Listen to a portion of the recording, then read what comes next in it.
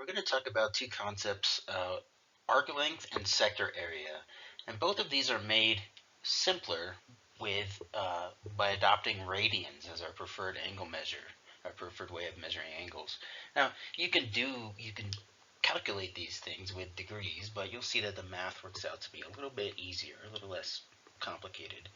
Not that it's complicated in the first place, but a little less complicated with radians. So arc length, well, what is arc length? Arc length is basically this. If I have a ray from this circle and I extend it out in one direction, and then I have another ray and I extend it out the other direction, the arc length is just talking about what's the length of this arc right here. Okay, and we call that S.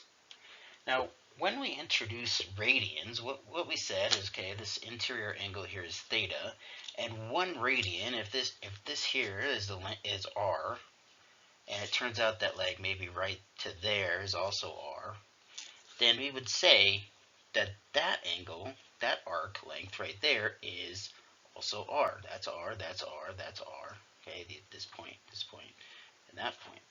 And so this is a really direct relationship here. If I have 1 radian, if theta was 1 radian, then s would be 1 radius. And it just depends on what theta is. It depends on how many radians our angle is. Now, obviously, if we want to know the actual arc length as a number, we'd have to know the length of the radius.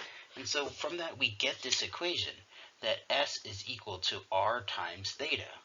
So that is the equation of the arc length of an arc if we're using radians. Now, it's actually not much more complicated to figure out what the equation would be or what the formula is for when we're using degrees to calculate our angle, because we know that the entire circumference of a circle is pi times diameter, which is the same thing as 2 times pi times the radius, right? Because diameter is radius is, there are 2 radii in a diameter.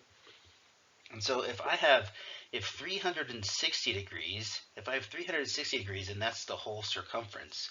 So if I took some fraction of 360 degrees, like let's say I took like 5, let's say I took, I don't know, a fourth of 360 degrees, right? So if I took a fourth of 360 degrees, that would be 90 divided by 360 degrees, like if we took 360 divided by 4. That times the circumference will be the arc length, right? S is the arc length. So what we get, so this, remember, this was the equation for arc length in radians. For arc length in degrees, all we need to do is say what is the portion, what is the fraction of 360 degrees, and then we'll multiply that by the circumference. So for example, theta, if we had theta divided by 360 degrees, right, times 2 pi r, is equal to S, or S is equal to that. Now 360 and 2, they have a common factor of 2, so they'll cancel out, and we get this equation that S is equal to theta divided by 180 times pi r. Okay, and that there is the equation of the arc length of within the arc length of a circle, you know, some portion of the circle when we are using degrees. Let's put that into practice real quick. Okay. What is the length of the arc created by an 80-degree central angle of a circle with radius 4? So we'd be talking about here, we have a circle, so I'm not going to draw a good circle here. This is going to be really bad. I apologize ahead of time. It's not so bad. 80 degrees would be something like right there. So this is 80 degrees. The radius was 4. We want to know what's that length right there. Well, we would need to use our equation for, we have 80 degrees, that's in degrees, so we could just go S is equal to, and we said it was theta divided by 180 times pi r. And so that was, for this one, if we plug in theta, it'd be 80 divided by 180 times pi times the radius, which is 4. So we would have 80 times 4, which is 320, divided by 180 times pi. Let's see what's in common between 320 and 80. Well, we can take a 20 out of both, and we would have 9 there, and we'd have what's that, 16 there? So 16 ninths pi. 16/9 pi, and that would be in, we don't know what units for radius, so s is equal to 16/9 pi. That would be the arc length there, or 16 pi over 9, the same thing. What is the distance between 2 points on the surface of the Earth separated by 120 degrees longitude? Okay, here's the Earth, and casual, awesome picture of North America. There's Mexico, there's Florida, okay, there's there's all Canada's got Hudson Bay and stuff. Amazingly good picture. And so what does this mean? 120 degrees longitude, here is center of the Earth right there. And then we have, essentially this is 120 degrees. We want to know, what is this length here? So we know, first of all, actually we need to know r, right? We need to know radius of the Earth. Radius of the Earth is 3,960 miles, give or take a couple miles. So if we've got, actually look, theta is 120 degrees, that's easy. In radians, that's just 2 pi over 3. So let's use the simpler equation here. S is equal to r theta to see how that's easier. The radius is 3,960, and then we're going to multiply that by 2 pi over 3. So that's going to be 2,640 pi miles, right? This is all in units of miles. Okay, so then times, if we multiply 2,640 by pi, we get about 8,294-ish miles. That is the radius, that is the arc length, subtended by 2 lines of longitude 120 degrees apart. Sector area. So in just the same way that we talked about how to generate the formula for arc length, we said that arc length was some fraction of the entire circumference. Well, a sector of a circle is just some fraction of the entire area of the circle. So I've just drawn in like a sample of a sector. And so if we say that the entire central angle, meaning the internal angle of a circle, is 360 degrees, or in this case, let's start with radians, 2 pi, then if we have some fraction of 2 pi, let's say we had theta divided by 2 pi, right? That would be some value that's less than, this is some value less than the entire internal angle of a circle.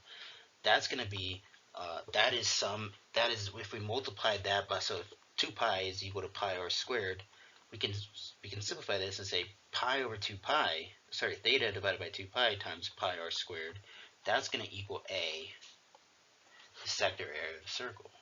So if we just simplify this, a is going to be theta divided by 2 pi times pi r squared. So the pi's here, they're going to cancel out, and we're left with the formula for the area of a sector, which is 1/2 r squared theta. This is just a typical way to write it. So that's one important equation. That's the area of a sector in terms of radians. Well, in terms of degrees, it's very similar. Instead of 2 pi, though, we're going to have 360 degrees, right? So some fraction of the entire central angle.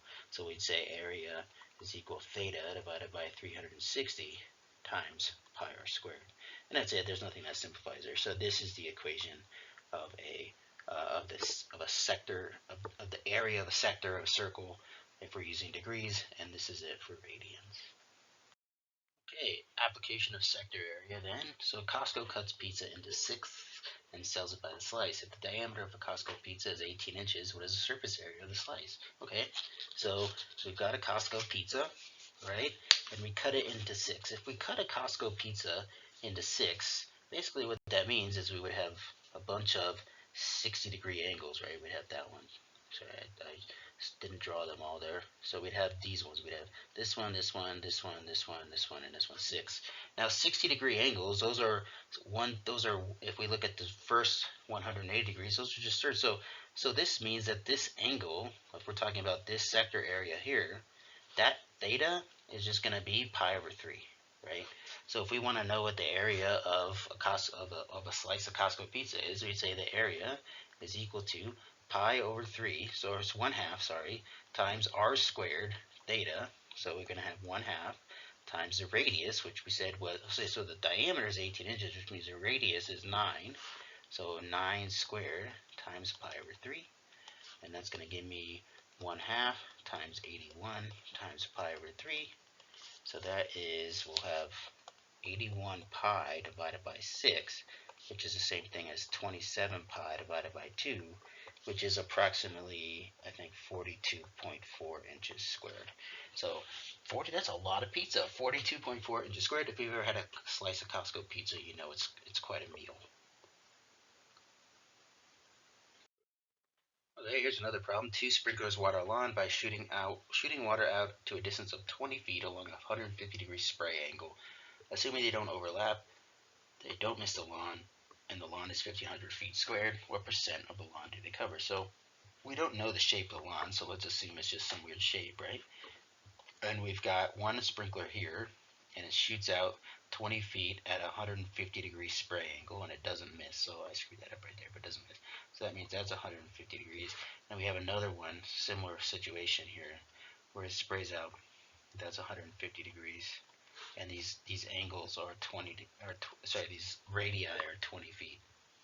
So what is the percentage of coverage area here? Well, all I need to do is figure out, if I can figure out the covered area, like the area it sprays divided by total area, that will give me a decimal, that is some fraction of the entire lawn, and then I multiply that by 100, I'd find the percent. So let's just figure out then what the covered area is. So we're gonna find this area here, and we're gonna multiply it by 2.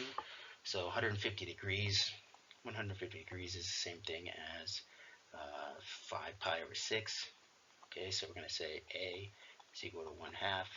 Actually, you know what we can do is, why don't, if we had 2 of these, couldn't we just say that it's another 2 of these things? So what's the area of this entire thing? So 150 times 2, or 300 degrees, right? So 300 degrees, that's the same thing as 4 pi over 3. Sorry, no, it isn't. It's 5 pi over 3. Same thing as 5 pi over 3. So 5 pi over 3 then is my angle. And I want to find the area here. So area is 1/2 times r squared theta. So that's 1/2 times 20 squared times 5 pi over 3. Okay, so that's the area of the covered section. The total area is 1,500 square feet. So what I need to do is take 100 times this fraction here. So we've got the 1/2 times 20 squared times the 5 pi over 3 divided by 1,500. And what I end up with is, I believe, it's just under 70%, so 69.8%, I believe, of coverage of the lawn, if you do that math out. So that's sector area and arc length, and they're actually very commonly used calculations in the real world. You might not believe me, but they are, and by using radians, we have simpler calculations than if we had degrees. So this is a neat little thing we can use trigonometry for, and the equations, although they're calculating shapes or lengths that don't seem easy to calculate, the math is actually really simple. It's really it's kind of elegant, especially when we're using radians.